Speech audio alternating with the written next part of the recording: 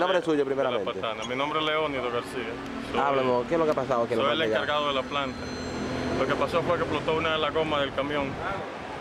Y eso, como es natural, el aire hace una explosión. Gracias al Señor no tenemos ningún peligro, no hay nada, no hay problema con gas. Todo está funcionando bien. Pero algunas personas llamaron a algunos medios diciendo que había un incendio aquí. ¿Qué usted tiene que decirle a la persona que...? En primer lugar, creo que hay razón a llamar si hay una explosión en una planta de gas, sea de una goma o de lo que sea, la gente pues de alguna manera se alarma. Ahora que hubo fuego, no hay ningún fuego porque no hubo escape de gas.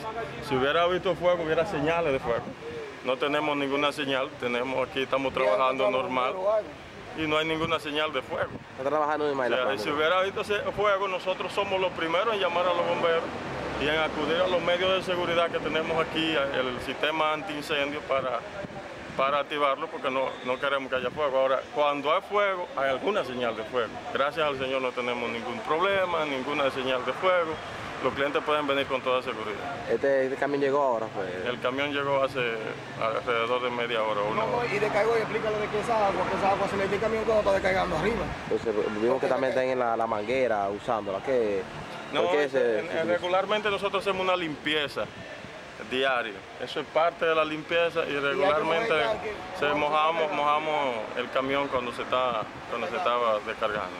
Pero eso no es porque ha provocado ningún problema. Entonces, ¿qué llamamos a esas personas que viven llamando, desinformando a la población y diciendo que ha pasado algo aquí en la planta de gas? Bueno,